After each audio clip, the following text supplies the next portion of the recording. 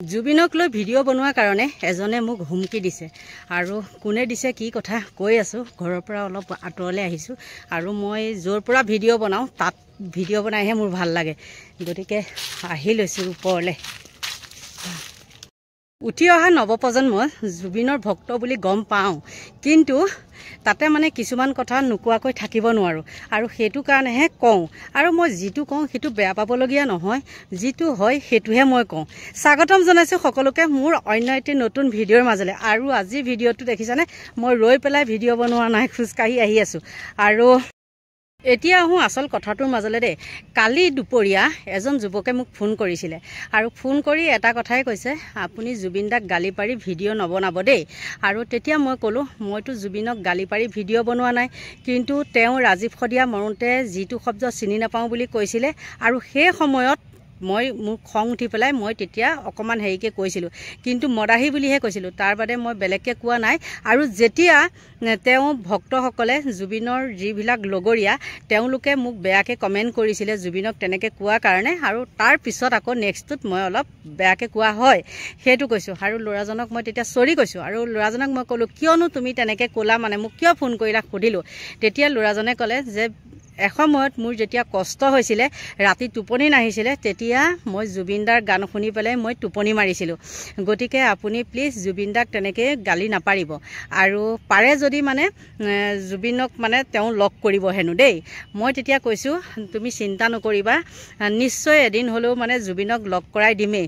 আৰু মই যিজন যুৱকৰ কথা কৈছোঁ তেওঁৰ নামটো মই প্ৰকাশ নকৰোঁ, বহুত ভাল ল'ৰা। আৰু মই কিয় আজি এই ভিডিঅ'টো বনালোঁ জানেনে, মানে কি ইমানেই মই সেই যুৱকজনক ভাল পাওঁ, মানে সি যিটো কয় মই সেইটো মানে কৰিবলৈ ৰাজি।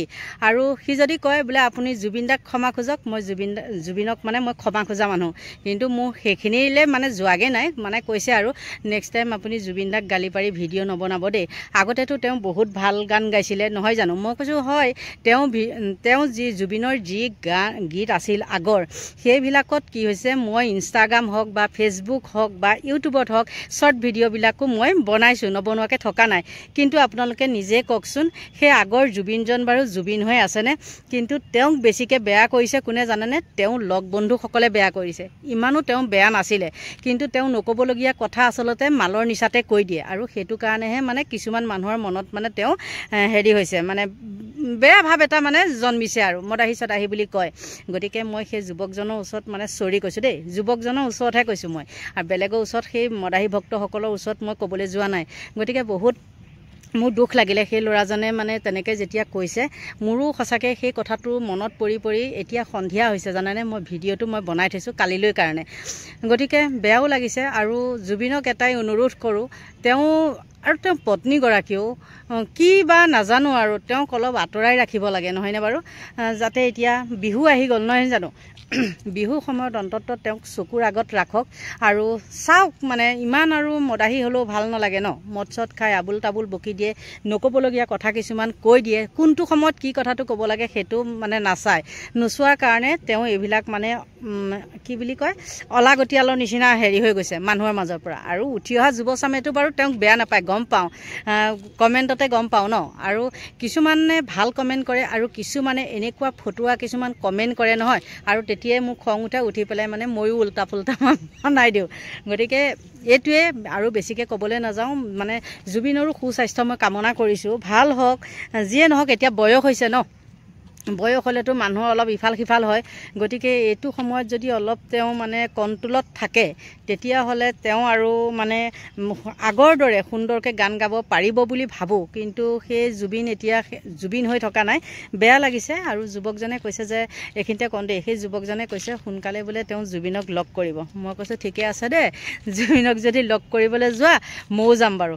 গতিকে এইখিনিয়ে আছিলে। আৰু সদৌ শেষত এইটোৱে কওঁ, মই জুবিনক লৈ ভিডিঅ' বনাব পাৰোঁ হেৰি কৰি পেলাই অকণমান মানে খং ৰাগত, কিন্তু ময়ো জুবিনক বেয়া নাপাওঁ, বেয়া পাওঁ মদ খোৱাৰ কাৰণে আৰু যিখিনি মদাহী বন্ধুৱে বেয়াকৈ কমেণ্ট কৰে সিহঁতক আৰু সিহঁতৰ কাৰণেহে মই বেছিকৈ মানে তেনেকৈ কওঁ কিন্তু আজিলৈকে ক'ব নোৱাৰিব তেওঁলোকে যেনেকুৱা ধৰণৰ কমেণ্ট কৰে মই মদাহীৰ বাদে যাতে মই বেলেগ এটা এইবিলাক ফাল্টু ভাষা ইউজ কৰিছোঁ সেইটো কিন্তু কোনেও ক'ব নোৱাৰিব গতিকে আৰু বেছিকৈ আগবঢ়াই নাথাকোঁ এইখিনিতে কওঁ এইকেইদিন নহয় অলপ দিনৰ পৰা দেখিছোঁ খুব একে গবেনভেলিয়া বুলি কিছুমান মানে ফুল এটা কথা বৰ কৈ আছে গতিকে মোৰ ঘৰত থকা গবেনভেলিয়া নে কি ভেলিয়া কিন্তু আমাৰ মতে সেইখন কাগজ ফুলহে গতিকে আপোনালোকক দেখুৱাওঁ চাওক আপোনালোকৰ কাৰণে কাগজ ফুলটো হ'ল বগেনভেলিয়া আৰু মোৰ হ'ল এই এপ্ৰিল ফুলটো বগেনভেলিয়া দেখিছেনে কালাৰ কি সুন্দৰ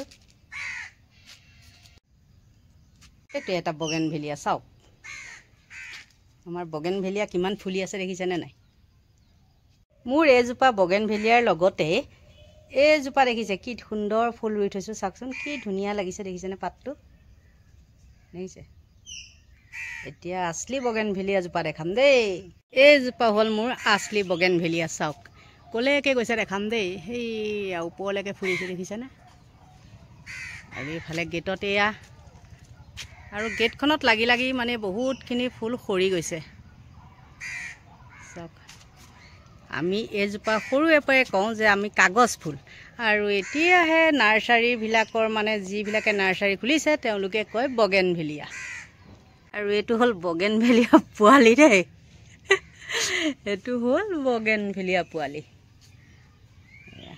এইজনী হ'ল মাকজনী কেনেকৈ মই আৱৰি সামৰি ৰাখিছোঁ কিয় ৰাখিছোঁ জানানে আৱৰি সামৰি ইয়াত দেখিছেনে মাকজনীক কাৰণ ছাগলীৰ পৰা নাথাকে আৰু এইখিনি ছাগলীয়ে খাই পেলালে চাওক কি সুন্দৰকৈ পুলি হৈছিলে গোটেইবিলাক খাই পেলালে ক'লে মানুহে আকৌ বেয়া পায় গম পাইছে ক'লে বেয়া পায় তিয়হো লাগিছিলে তিয়হকেইটা সৈতেই খাই পেলালে এইটোৱেই হ'ল আমাৰ বগেনভেলিয়া মাক আৰু বান্দৰৰ কাৰণে এইখন কাপোৰ বান্ধি থৈছোঁ মোৰ কাণ্ড দেখিছেনে মানুহে ভাবে এজনী কাম নাই চিঞৰি থাকে এইয়াই হ'ল মোৰ কাম এইজোপা দেখিছেনে চোতালতে মই এনেকৈ থৈ দিছোঁ কিন্তু এতিয়া ফুলিবলৈ আৰম্ভ কৰিছে আৰু বৰষুণ পৰিলে আৰু বেছিকৈ ফুলিব বগেনভেলিয়াজোপা শুকাই গ'লগৈ এইয়া এইটো এটা চাওক মেইন ঘাই গছটো এইটো আছিলে ইয়াৰ পৰা মই ইয়াত তেনেকৈ দিওঁতে এজোপা কিমান সুন্দৰ জোপোহা হৈ উঠিছে চাওকচোন ৰুওঁ হয় কিন্তু একো নাথাকে ছাগলী আৰু হৰিণৰ পৰা নাথাকে